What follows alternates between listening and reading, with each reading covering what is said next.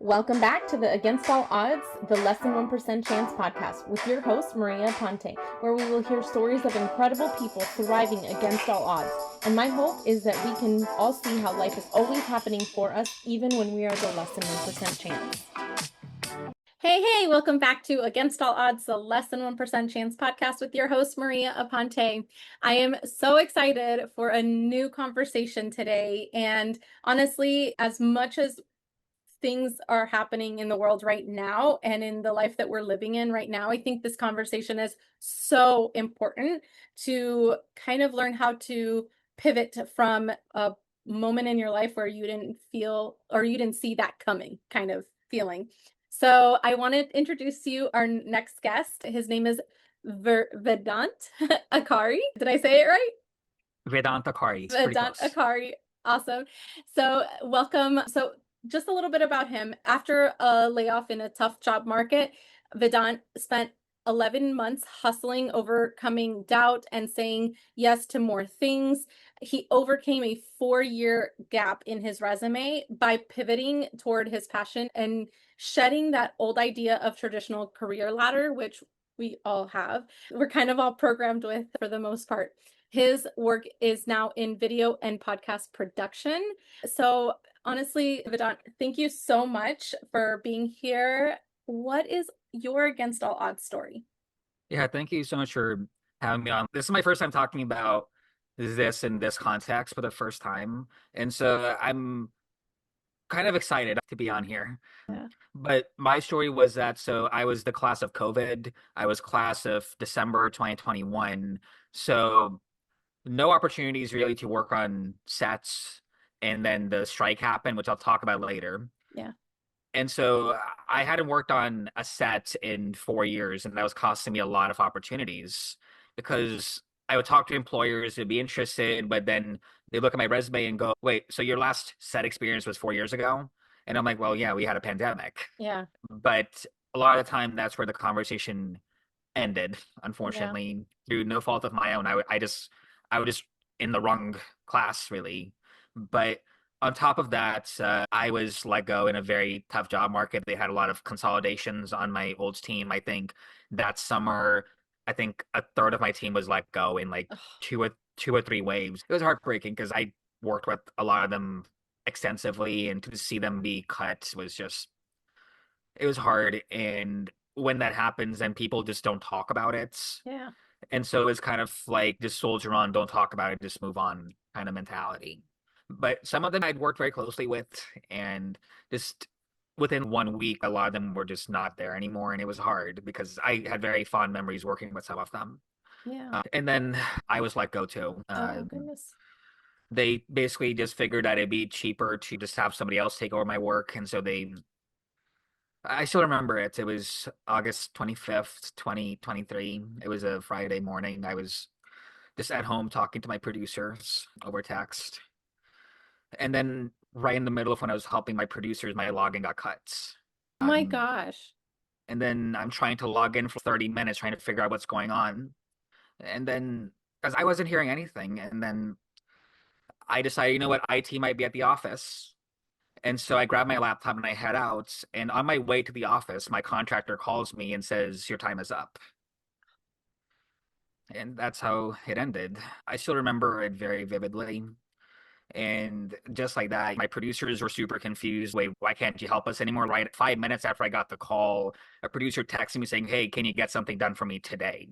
Yeah. And I don't work there anymore, so I can't talk to you right now. I'm sorry. I have my own things going on.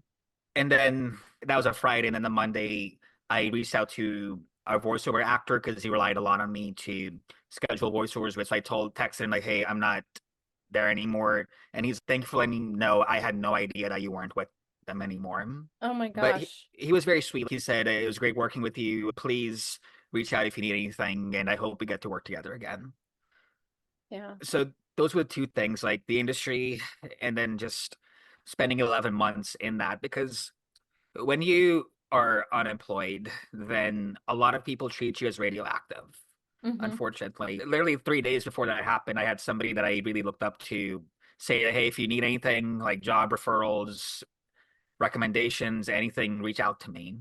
And when I reached out to this person, somebody that I highly looked up to, is they ghosted me, pretended like I never existed.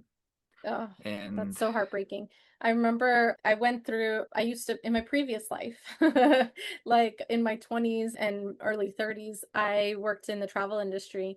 And it was 2017 when I was working there. I had just moved back to the previous company that I worked for. So I worked for two of the three largest wholesale travel companies worldwide.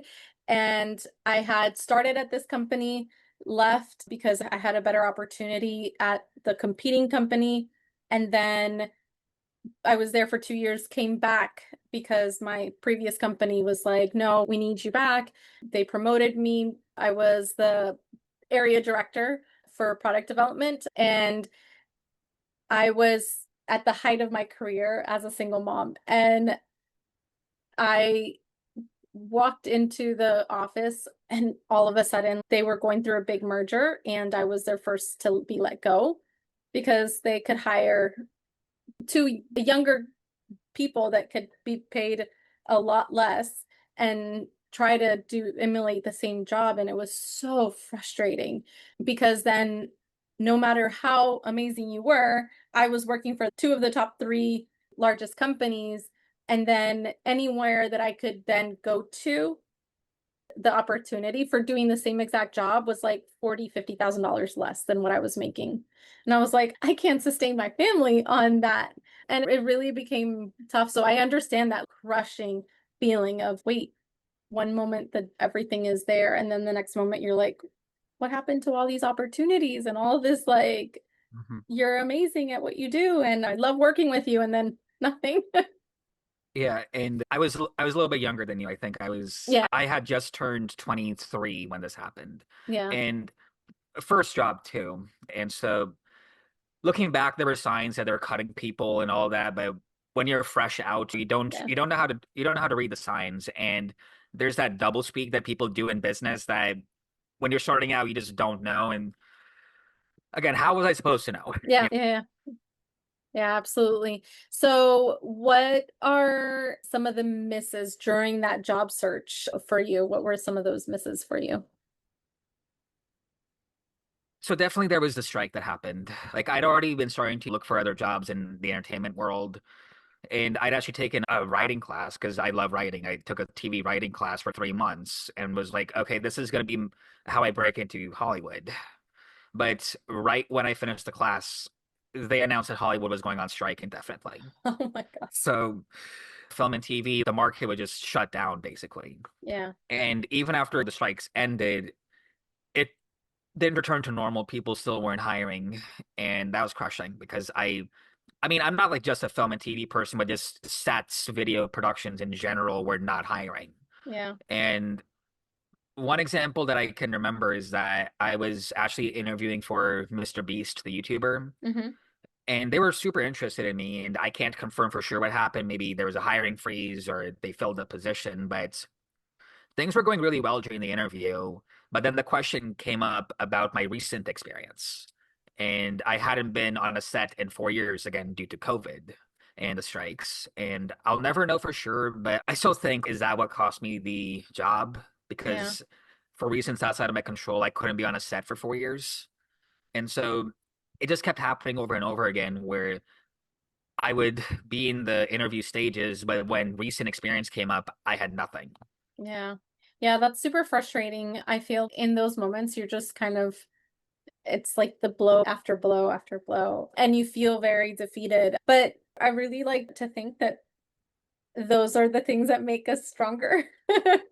Yeah. And so it's closing the doors in the places where I didn't need to be, because then I would miss out on something amazing. So, how did the isolation of I guess, the modern job search impact you? So the moment that I was not employed anymore, a lot of people just stopped talking to me.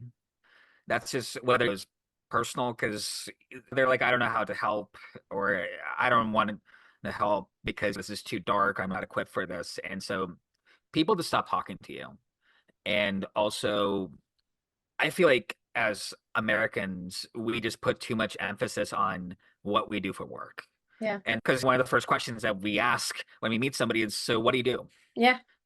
And I didn't have anything for almost a year. And so that kind of took my identity away for a long time. But definitely on the professional front, where I had some ride and dies, I'm not gonna lie. But then the moment that I didn't have anything, they just stopped answering my texts, pretended like they never knew me, stopped answering my emails, or if they would acknowledge me, they would kind of like shove me away. Please don't talk to me. You're unemployed. That's radioactive. And some of them were people that I'd worked with extensively, and some of them I knew their kids. And we would spend hours just talking about movies, TV shows, our career dreams. It was tough, really. Yeah. And I guess it also taught me how some relationships are just purely transactional. The moment you are unemployed and you can't do something for them, you're dead to them. Yeah. And what really hurt was that some of them were just ignoring my texts for a solid year, my emails for help. But the moment that I got back on my feet again with opportunities, they're suddenly rushing back online, hey, congratulations, or thumbs up. And I'm like, really? Like, I'm not happy here. I needed you then, not now. And you're just going to pretend like none of that ever happened. And it just really left a sour taste in my mouth. Yeah. You get to learn in your 20s. You kind of have to also, that's the years of learning who you are, how to see the signs of the people that are truly there for you and the ones that are not. I feel like that's that decade of learning about yourself and the people around you. And as the decades then stack on, I'm in my 40s now. I feel like I've continued to learn that little by little, and oh, okay, well, you are one to have from far away, and we can stay acquaintances, but we can never get that friendship back because I know where you stand. So I feel like people come into your life for a reason, a season, or a lifetime. And some people are like, you needed to experience their relationship for a reason. There was a reason behind it. Some were there for lessons and seasons of your life. And then you'll find that eventually your lifetime people that you're like, I can count on you for anytime. Anytime I call, you're going to be there. So you get to know those people as you progress in life. Yeah, So go ahead. Like that person that I really looked up to. I used to think very highly of them. I respected them. We would text each other quite often when I needed help. But when that person just pretended not to know me because I was unemployed, it was heartbreaking. But Yeah. I guess it teaches you to look through people. I agree. Some people just come in your life for a reason. And thankfully, I have much healthier two-way reciprocal mentors and amazing people in my life now. Yeah. But it taught me, okay, are you genuine or are you just transactional here? Yeah, So I absolutely absolutely. agree. Yeah, absolutely. And it's vital for us to go through those experiences so that we are able to decipher. Because if everyone around us is always cookie cutter perfect, right, then we won't learn those differences in people, that we won't pick up on those things. So as much as it feels not so great inside, they're kind of needed. And I think that's definitely unfortunate, but it's a part of us kind of learning. So, how were you able to land interviews by demonstrating transferable skills? Yes. So I had spent months trying to apply to jobs on movie sets or TV sets or just video sets, but I just did not have the experience because, again, the 4 year gap. But then on a job portal, I saw that they were doing live events where I lived, and they needed production assistants to run around, set up furniture and like chairs, tables, those dividers that they put at movie theaters. But they needed somebody to do that and also check in and out people for radio equipment, like the walkie-talkie equipments. And so I started thinking to myself, wait, this is a lot like working on a set, Mm-hmm. a lot of the same skills. And so in my cover letter, I specified that, yes, I went to school for film and TV, and I want this job specifically because if I can demonstrate skills in those skills, oh, recent skills in those skills in setting up equipment, listening to a production team, Mm-hmm. checking in and out equipment, and being on my feet all the time, working long hours, then that could help me get back into film work or Yeah. video work. And it worked. Also, it also helped that the hiring manager went to the same college as me. So Oh, sweet. use your alumni network if you can. Yes. But I talked to her on the phone that this is why I'm applying. This is not just a gig for me. This is my golden ticket, possibly my one chance to get Yeah. back in. And a day later, she said, "Okay, you're hired." And it was brutal. I'm not gonna lie. Like 12 hours a day on it's not set. It was an event. It was the Bloomberg City Lab Okay. in Washington, D.C., where they had Pete Buttigieg, and I think Bloomberg was there, either virtually or in person. I don't remember. Like when the people were actually talking, we weren't allowed in, so I don't Yeah. remember. But they had a lot of politicians there, and I think Karen Bass was there too. So it was a high-end event hosted in DC. I think it was American University, but it was brutal because I also hadn't been doing physical labor for 4 years. It's like my old job was a cubicle, Yeah. sit and type and print and go to meetings. But this was actual standing on your feet from I think it was like 10 a.m. to like midnight sometimes. Oh, wow. And I mean we had a lot of downtime, but it was being on your feet, running around carrying like 50 pounds of furniture, Yeah. walkie-talkies, chairs, tables, and my body just wasn't used to that anymore.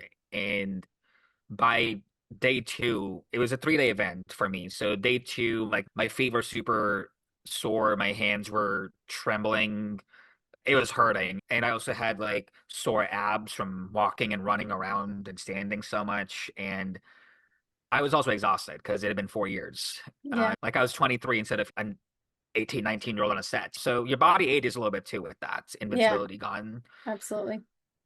But I pushed through because I decided this is going to be worth it, even though it hurts. You have to do that delayed gratification when trying to break your way back in. And I did it for 3 days. I got paid pretty well. And they just contacted me, I think, last month saying, "Hey, I heard about you. Would you like to come back?" But I'm like, I'm not in DC anymore, but I'd be happy to do this freelance stuff if you're in the area. And then what ended up happening was that once I had this one experience with those transferable skills, I was able to use those in interviews to show that, yeah, I haven't been on a movie set in 4 years, but I I still demonstrated these worked on skills. production. Yeah. Yeah, and I showcase those skills, a lot of those same skills that you need on a film or TV set or video sets. Yeah, absolutely. And where I currently work, I use that exact same strategy to end up finding my current job in video because to the hiring manager, they specifically asked, "So can you talk to us about the Bloomberg experience?" And I'm like, "Okay, this is working." Yeah. And so I talked about it and I explicitly said 12-hour days, transferable skills, all of that. And plus I have a degree in this in TV production and it ended up working for me. So by pivoting, I was able to get back into the industry. That's awesome. And yeah, sometimes it's those little forks in the road, right? You could either continue to try to do the same thing over and over again. That's the definition of insanity, right? Is doing the same thing over and over again and expecting a different result.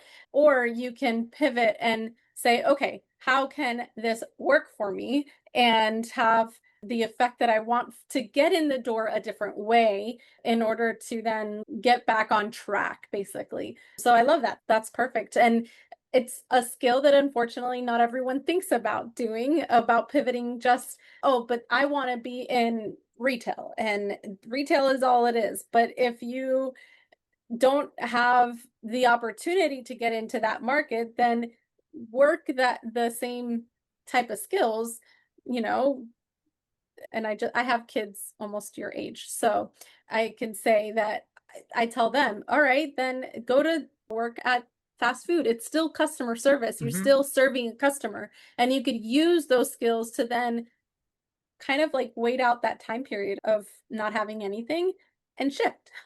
And then when that door opens back up, you're able to then leave this, grab all the experience that you needed from this job and pivot. I have 3 kids, 2 of them are adults already. And I tell them this all the time. You're able to shift. It doesn't have to be the only way that your view doesn't have to be linear. It can have pivots in it. So Yeah. I love And that. On that note, I agree with the whole retail, those kind of jobs, because in the entertainment industry, I also know somebody who I talked to, and she used to work at a call center for 2 years or so. I think 1 or 2 years, but she was talking to me about how she used her experience in call centers, at Mhm. call centers, to land a job as a receptionist at a mid-sized Hollywood studio. Yeah. And from that, she was able to then land a job as an assistant to producers. Yeah, absolutely. Personally, I worked on from home for many years, and I went back into an office, into an industry that I was not familiar with. I went into healthcare, so completely different from travel Hmm. or from health and fitness, which I did for a while. And so I was like, I know what my skills are. However, I'm going back into a field, or I'm going into a field that I have zero clue about. I know that I'm really great at problem solving. I'm really great at looking for trends. I'm really great at all of these things. I can negotiate contracts like nobody's business. However, right now I'm getting my foot in the door. So I started as a performance improvement specialist assistant, Hmm. right? So I just started as the assistant to this position, and anything that they threw at me, I was like, yep. Anything that I had questions on, I was like the first to be like, wait a second, how does this work? Or wait a second, what are we looking for? And my boss, the one that I was assisting, ended up leaving the job, and I applied for it. And they're like, but wait, you're the assistant. I'm like, but I've been doing it for months, because she went on Hmm. medical leave, and then she was on PTO. And so then she left. I've been doing it. I have the skills, and I've been there in that position for a year and a half now, which Hmm. they were not expecting for me to last that long. None of the ones before me lasted that long, but they saw like how my brain, the way my brain works sometimes is awesome, and I can put together something that it doesn't have to be the same language, but if I can decipher what they're saying and translate it into something that works for them in their system, then I don't really need to know all the ins and outs, right? I could just apply that knowledge in a Hmm. different way. So I totally agree with you with just using your kind of getting your foot in the door in one way or the other, and then they see the value in you, and it continue and then you continue to kind of climb that ladder. Speaking of the latter, I also feel like it's a very generational shift too, because I don't know how old your parents are or were, but my parents are Gen X, and them and boomers were raised with that ladder mentality of you just work for one company for 30 years, you go from this to that level. But somebody was talking to me about how modern careers are really like a jungle gym. You go from like Hmm. left to right, down, up, sideways, diagonal sometimes. It's Yeah, absolutely.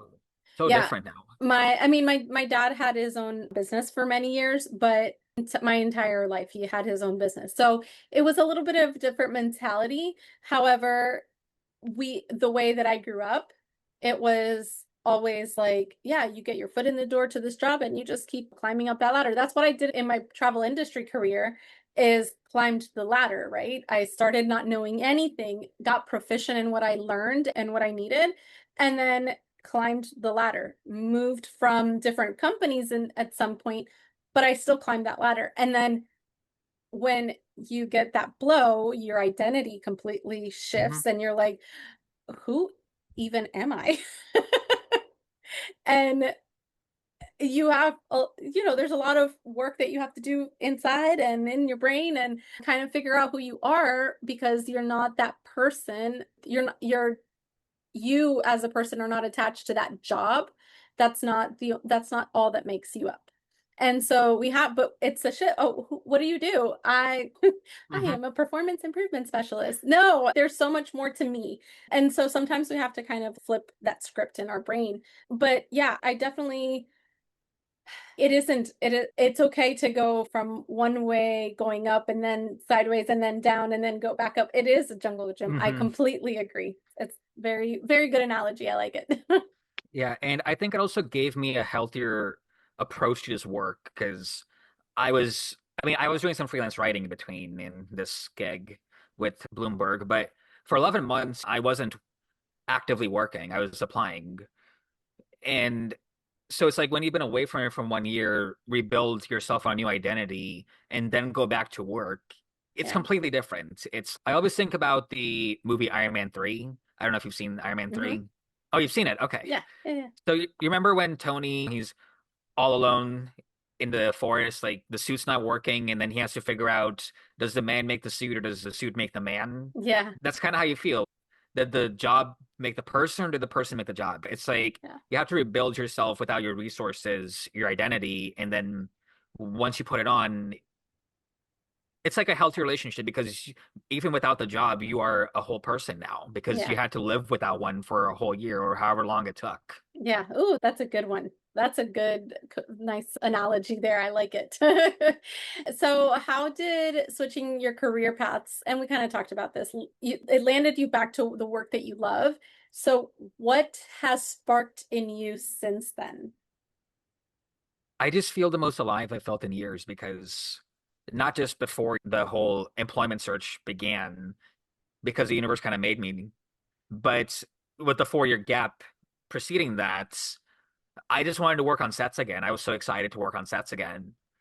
And I remember when I first stepped on a set for the first time in 4 years, once I was done meeting with the people involved, I drove back home and I started crying Yeah. on the drive back because I was like, I've wanted this for so long.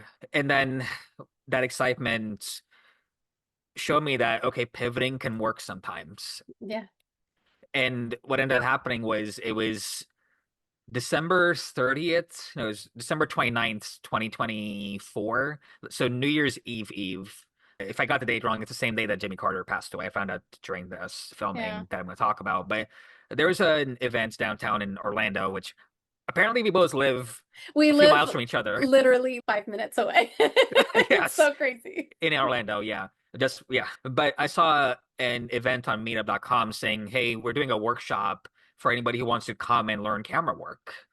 And again, it was almost New Year's, so I'm like, I don't know if I want to, but then I had this feeling that okay, maybe I want to. And that's another thing that I learned is that sometimes if you have that gut feeling telling you to try something, then just try it. What could possibly go wrong? Yeah.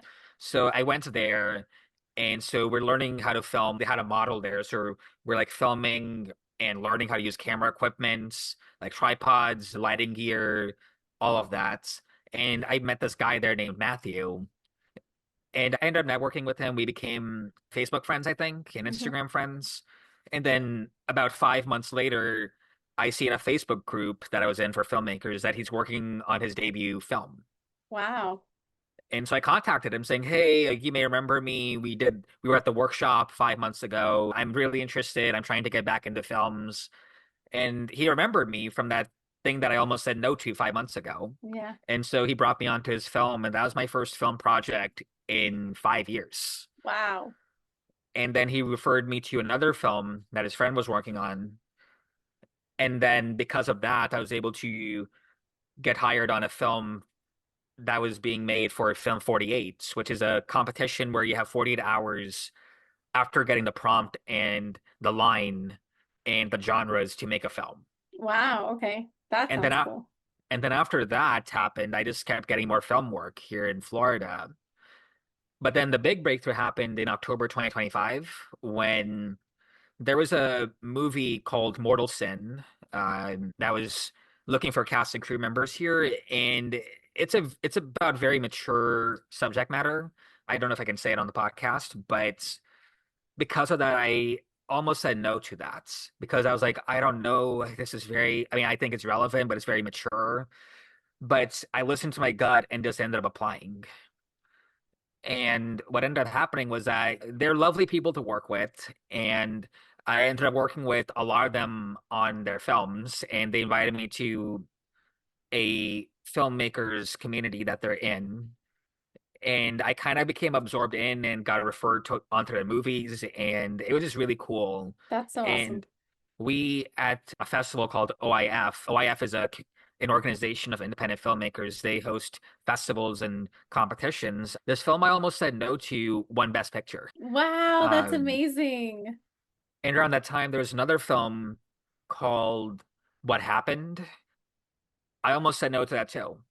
But then I said yes to that. And turns out that the Mortal Sin crew And the What Happened crew, a lot of them know each other. Of course. So if I said no to one of them and then I was mingling with them, that would have been so awkward. Yeah. And so all of us are working on each other's movies. And there's a second film called Where the Light Stays. And it was filming like 10 minutes from my house too. So they were looking for PAs, production assistants. And I almost didn't apply to that either because I was tired after working on so many films. But I was like, you know what? This is 10 minutes from my house. I can do a day. And so I applied, and that won Best Picture too. That's so Um, cool. and so it's really just a lesson to me and hopefully to a lot of people that sometimes, even if you have that hesitancy, that reluctance, if a part of you is telling you to just give it a shot, see what happens, then more often than not, we regret the chances we didn't take rather than the Yeah. ones we did take. Because I know for sure that if I had said no to either Mortal Sin, Where the Light Stays, or What Happened, I would have beat myself up for the rest of my life. Yeah. Because two of them won Best Picture, and without them, I wouldn't have been able to work on 11 films within the Yeah. past year. That's amazing. That's amazing. And I think that's a testament to seeing how, number one, always trust your instinct. Your first immediate instinct should always be the one that you kind of like lean towards, because I say that whatever you pray to God, the universe, whatever, right? You always pray up to it, but we forget to listen. And when we listen to that instinct, that gut instinct, that intuition, it's those answered prayers. And I think that's really, really important to, I always grab my gut, right? Because Hmm. there's something that tells you this is the way to go.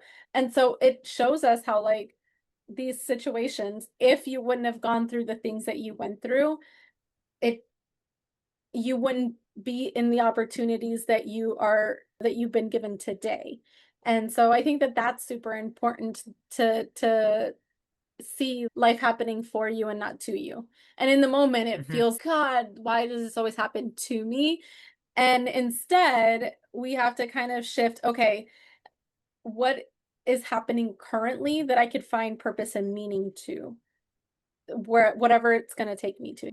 I agree. So, And sometimes it works the opposite way too, where I was hired onto a film, but the more I read the script, I had that gut feeling like this is not the film for me. yeah. And so I professionally and courteously told the producer that, hey, I don't think this is for me. I'm going to drop out. But if you need me to refer somebody to replace me, just let me know. I know a lot of people. And they had a screening for a lot of the films that I worked on. And the screening also included that film that I left. And I'm watching it and I'm like, oh, thank God. And then my dad looked to me and said, yeah, that was a good choice. Yeah, that was a good call. Good call.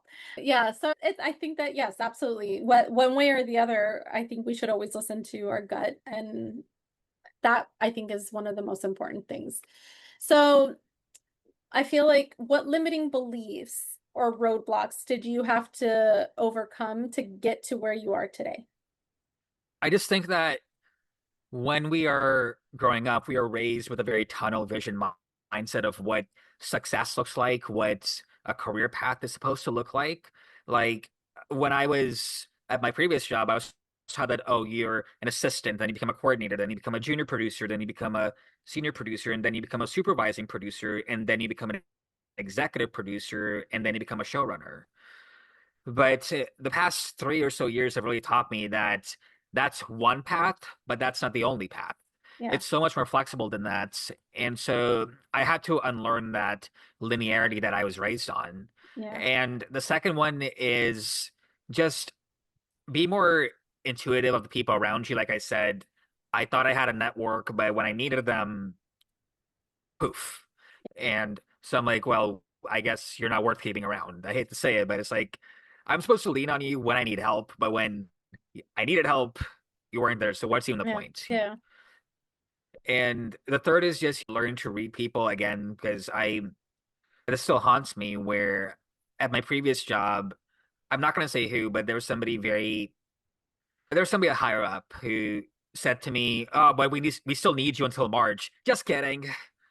And I had also told one of them that my birthday was coming up, and they said to me, when I was your age, I was fired. And then a month later, I was let go. So double speak that I just did not understand because when you're fresh, you take things very literally. You Yeah. don't know how to read people, what they're saying. I think what they're saying was we're thinking of letting you go because of budget and consolidation. But I took it completely at face value because Yeah. I was 22, Because 23-ish. why would people actually do that? Hmm. Goodness. So yeah, I definitely understand that. And the fourth one is just listening to your gut. For me, more often than not, it's just been listening to that instinct that you should take on this project. Because if there's a part of you that's saying yes, then most likely it's because your subconscious is identifying something. It's seeing something that mentally you can't see because you're so rigid and linear about it. And also, as humans, we fear uncertainty. Yeah. And if I listened to my gut, then if I hadn't listened to my gut, then none of this film work, these 11 films would have ever transpired because a lot of it came from just knowing one person, working with them, then they referred me, and here I am 11 movies later, and they're still referring to me to a TV show that they're going to film, and then I'm trying to get my own stuff made, and because I worked with a lot of them over 11 films, they're happy to help me, and I hope that we're able to get this thing made. So a lot of the time, just listen to your gut. You never know what listening to your instincts to say yes or no can lead to. Yeah, absolutely.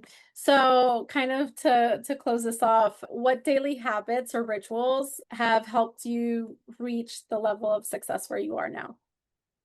I think there are two concepts. The first is delayed gratification. So I'm not gonna lie. There have been some movie sets where no matter how much I love the premise, they're still grueling hours. I've been on sets where we're filming until 4 a.m. And sometimes it's like you work like 12 hours and you go to sleep for like 5 hours and you're back on sets. And it's grueling. I'm not going to sugarcoat that. That is the industry. But I still showed up. I know a few people who left because they just didn't or couldn't do it, and that's their decision. But I listened that, okay, I just need to push through and it'll be worth it. So a lot of the time when I'm exhausted and working on something, it's like delayed gratification. Okay, this will pay off. This is Yeah. going to lead to something. You're almost there. And that's not to say that you burn yourself out endlessly. There are times where I've recognized that I need to step away because I need rest. Yeah, Like life yesterday, balance. yeah, like just yesterday, I was working on a script for an episode, and it might come out by the time this comes out. I was trying to get it done today, but I was way too bone tired, exhausted, and I'm not saving the world. I'm releasing a podcast, Yeah. and so I pushed it back a few days to just let myself rest. Because what's the point of burning out if you can't show up, Yeah, at full absolutely. energy? And then second thing that I've learned is just gratitude. Yeah. I Especially after you've lost your identity, you've been in isolation for a year, it really teaches you once those people, better people show up, better opportunities show up, you remember where you were when you didn't have any of that. And I think that makes you grateful Yeah. and stronger too, and more open-minded too. And I recognize that I didn't have this, but now I do. So anytime I'm having a bad day or having challenge with a project or mentally I'm 90% but not 100%, I remember you could be right back to where you started or you could be here. Yeah. Still going through ups and downs, but you have this, just be grateful for it because this is amazing what you have now. So a lot of Yeah. it just comes down to just counting your blessings. Yeah, I definitely agree. I have to say that I wouldn't be able to appreciate the life that I have now, the relationships that I have now, everything that I have now if I did not go through the periods that were dark and they were tough and they were lonely and I couldn't appreciate it in the same way.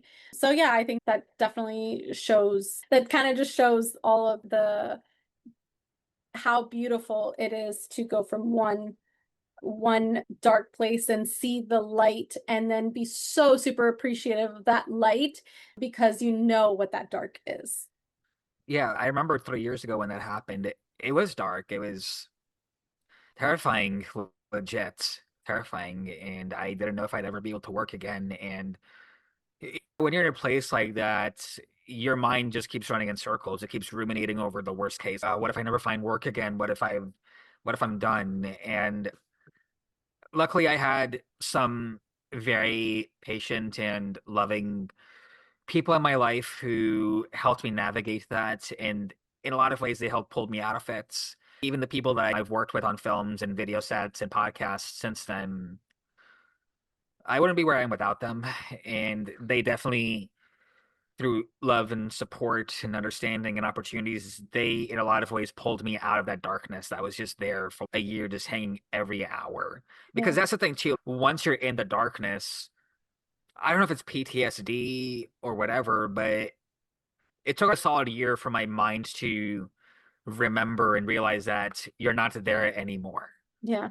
And it took a lot of continuous, repetitive reinforcement from people around me to pull me out of, get that out of my head, even though physically I was better. But mentally, that took a lot of patience and love and support from the people, because people don't talk about that liminal space where you're not there anymore, but you're also not here anymore. Yeah. Absolutely. Well, thank you so much. This has been amazing. I loved the life lessons in it. It was just, it, I think that so many people need that message now. So please tell our listeners where they can find you so that I could also put all of that in the show notes. Yes, so I have a podcast called Let's Talk Media with Vedant Akhauri. On there, I talk about film and TV shows, not just that, but film, TV, video games, journalism, basically all of the issues and trends within the entertainment and media landscape. I've been doing that for about 6 years and Wow. 170 plus episodes. And I talked to a lot of really cool people on there. Like I've talked to somebody who was the head writer for Tales from the Crypt on HBO. Wow. I've interviewed the voice of Angelica from Rugrats. But a lot of That's it is just awesome. people who are experts or just fans of stuff in their industry. And I have a lot of exciting guests on there. So if you want to learn about what goes into your favorite TV shows, films, whatever, or you just want to learn what it takes to make it, any advice to people like yourself, or if you just want to listen to a lot of people talking about pop culture, film, TV, the industry, then definitely consider checking that out. And if you want to come on, just let me know. And then we also have an Instagram for that. Let's Talk Media VA. Vedant Akhauri. And I'm also on YouTube. My channel is just called Vedant Akhauri. I am trying to post content on there more. I'm trying to revive that because, again, the 3 year stretch kind of took me away from YouTube, and I'm trying to bring that back. And I'm also on LinkedIn. You can just find me at Vedant Akhauri. And yeah, Awesome. I'm trying to get a film. I'm trying to get a film made. So by the time you listen to it, if that's out, just look me up on IMDb. It might be there. We'll just have to see. But yeah, you can find me on the internet anywhere. Awesome. So yeah, I'll link everything in the show notes, but thank you so much, Vedant. I really appreciate all of just the insights and everything. It's been amazing. So listeners, I hope you got as much from this conversation today as I did. Thank you for tuning in. As always, peace out, guys. Love your life.